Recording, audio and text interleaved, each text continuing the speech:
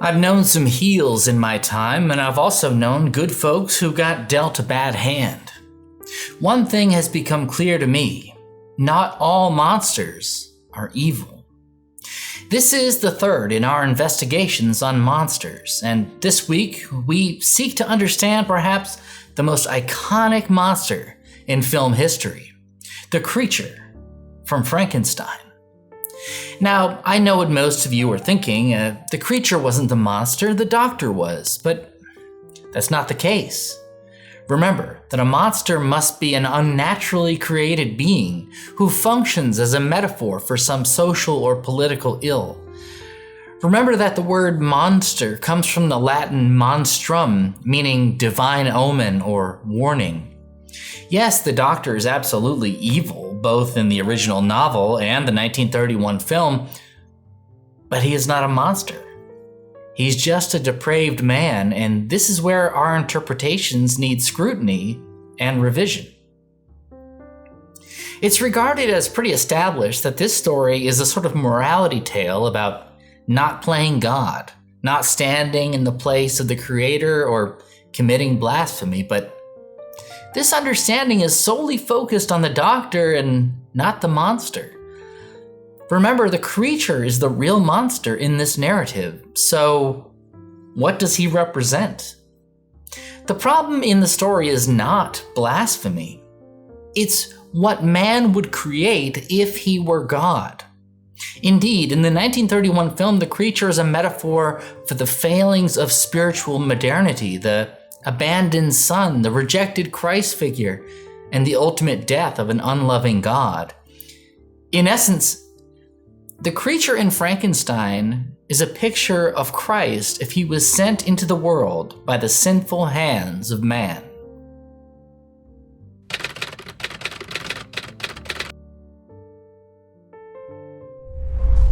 Mary Shelley's Frankenstein, or the modern Prometheus, was published on January 1st, 1818.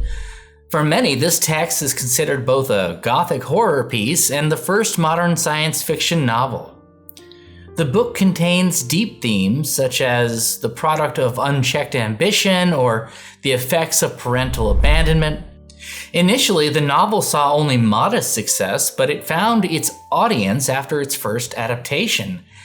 It seems this book was made for adaptation. In 1823, the novel was turned into a 3-act play by Richard Brinsley Peake called Presumption, or The Fate of Frankenstein. Adaptations to the work continued to spring up from 1826 to 1841, 1849, etc.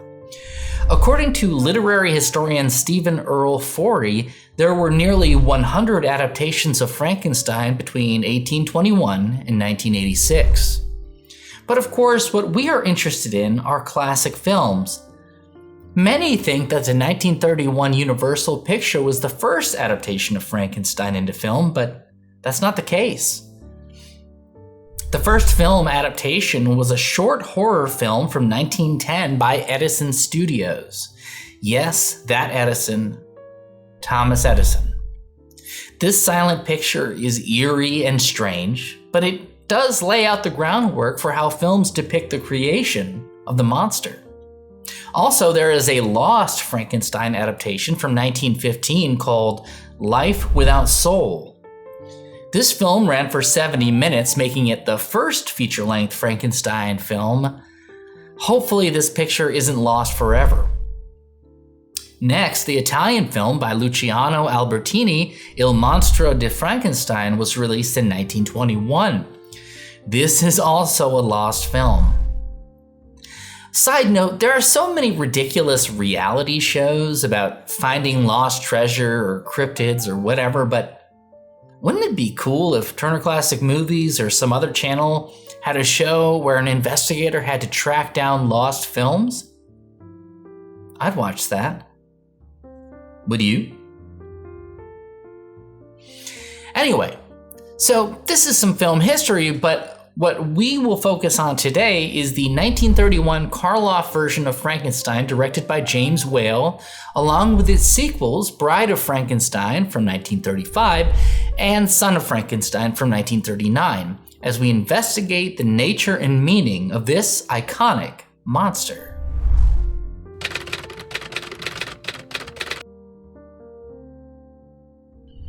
In 1882, Friedrich Nietzsche famously wrote the words, "God is dead." Anti-theists may use this as a rallying call, but they miss the greater quote. What he actually said in his book, The Gay Science, was, "God is dead, God remains dead, and we have killed him. How shall we comfort ourselves, the murderers of all murderers?" Philosophers have feared the effect of relinquishing the concept of God to mythology, replacing him with man or man-made systems in the hubris of our scientific modernity. In Mary Shelley's 1818 novel, the creature makes a fascinating comparison between what he ought to be and what he is. He says to Victor, "Remember that I am thy creature. I ought to be thy Adam, but I am rather the fallen angel whom thou drivest from joy for no misdeed." Instead of being his treasured creation, the creature has become like Lucifer, and Lucifer's great sin was that of pride or hubris, thinking that he could be like God. In Isaiah chapter 14, verses 12 through 14, it speaks of Lucifer's fall from grace. "How art thou fallen from heaven, O Lucifer, son of the morning? How art thou cut down to the ground, which didst weaken the nations? For thou hast said in thine heart, I will ascend into heaven. I will exalt my throne above the stars of God. I will sit also upon the mount of the congregation, in the sides of the north. I will ascend above the heights of the clouds. I will be like the Most High." But the creature is more likely referencing Satan from Milton's Paradise Lost.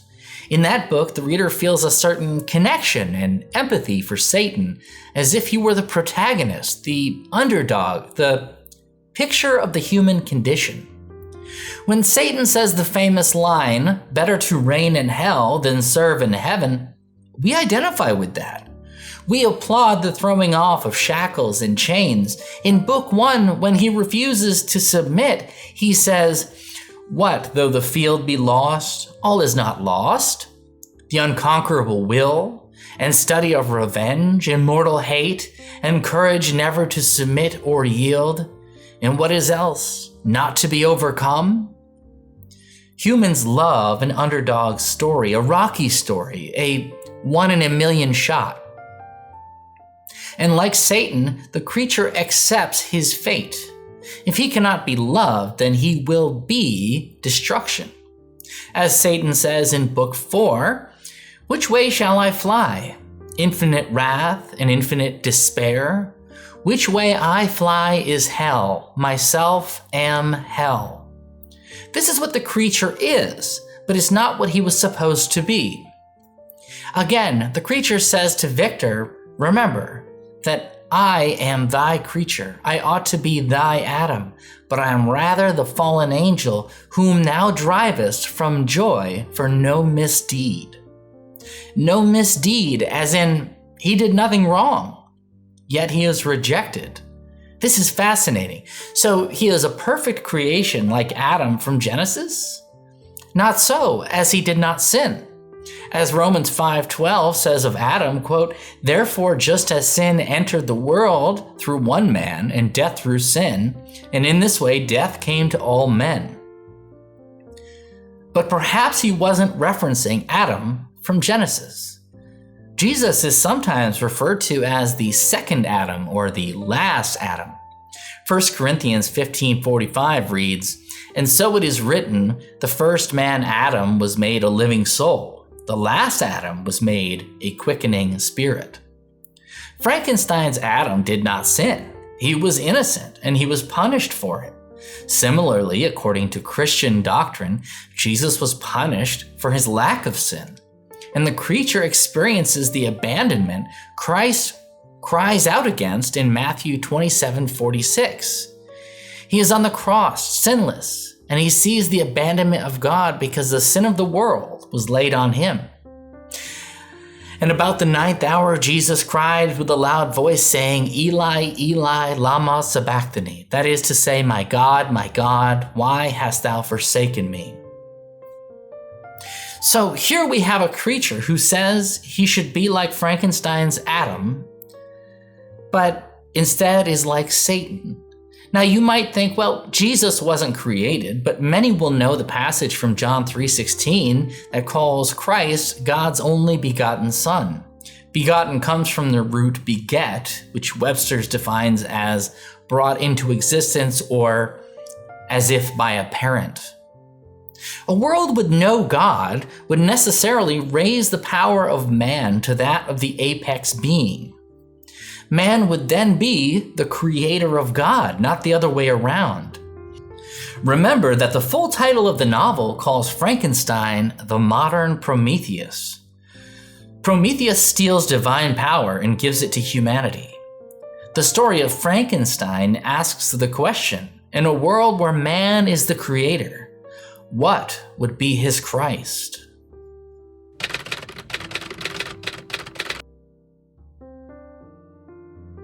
Now, I can imagine many of you saying that this crackpot theory does not exist in the films, but let me show you where the creature intersects with the idea of a depraved Christ. Point 1. He is composed of sinners.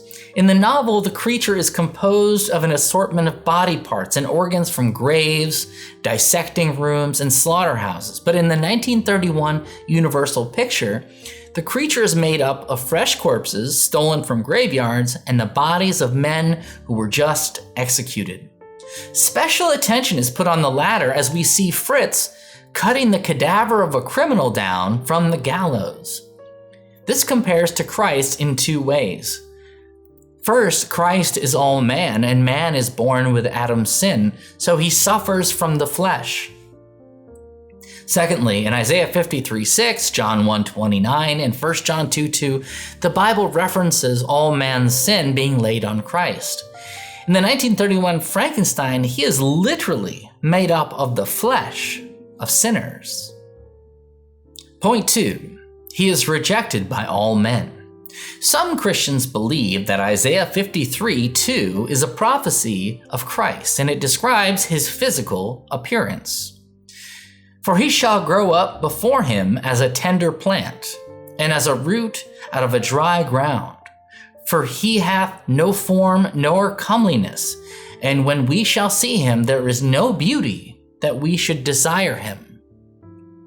Essentially, the Christ will not be an attractive man.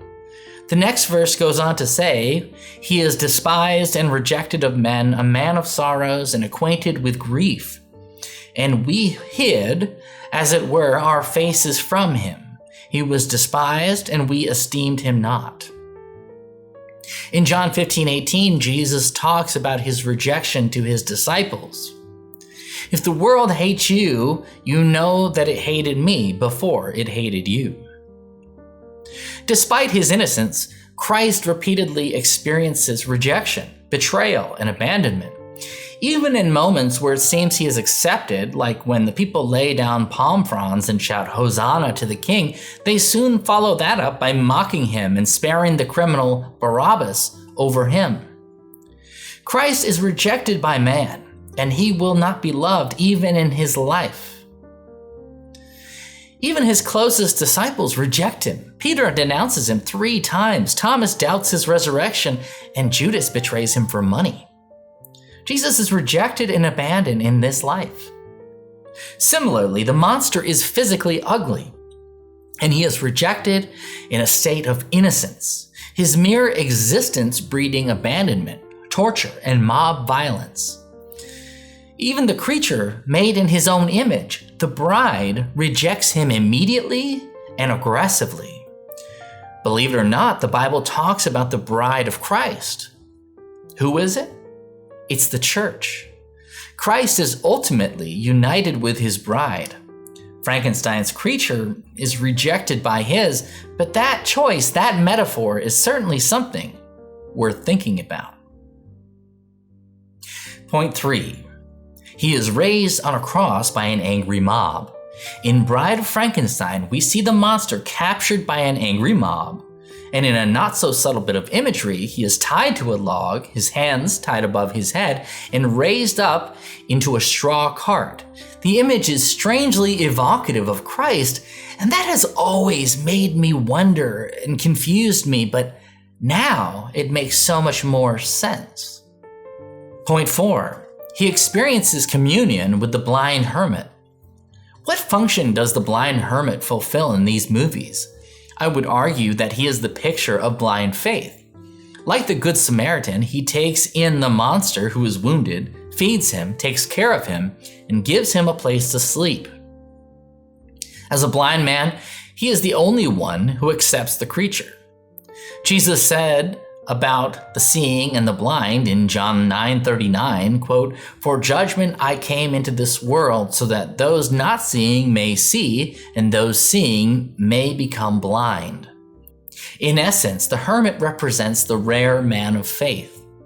Not only that, when the creature first arrives, he thanks God and calls the creature a light to mine eyes and a comfort in time of trouble. These are divine comparisons. And what does the hermit teach the creature? He says, "And now for our lesson. Remember, this is bread. Bread. Bread. The hermit then says, And this is wine. To drink. Drink. Drink.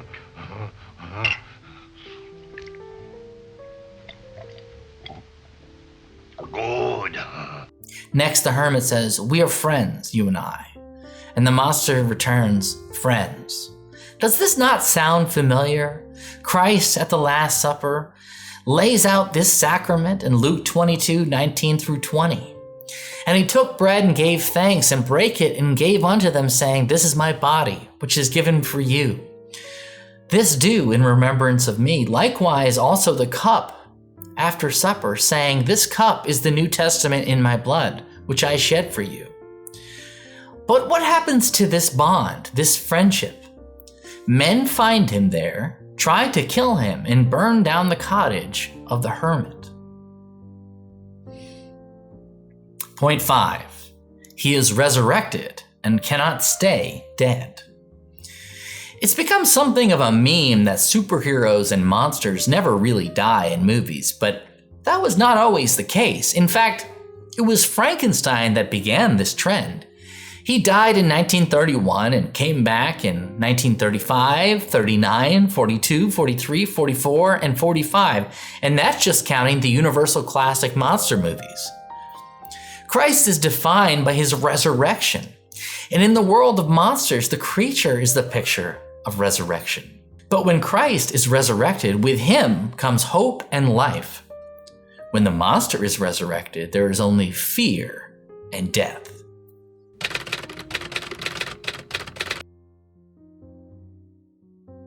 So, what are we to make of this monster? The creature is not as simple as a vampire or a werewolf. He's a product. Dr. Frankenstein is no monster. In fact, he stands in for the depravity and ambition of all mankind. We need not fear that, as we already have it. What we need to fear is what happens when man becomes God and the monstrous Christ he would create. The creator is a theological nightmare. He is what happens when man takes the power of creation onto himself, but lacks the capacity to love. The creature is Christ without God, a son without a father, a resurrection with no redemption. Jesus is a picture of love, hope, and life, but men could only create a twisted simulacrum, a bringer of hatred, fear, and destruction. But that's just my take. I want to know what you think in the comments below.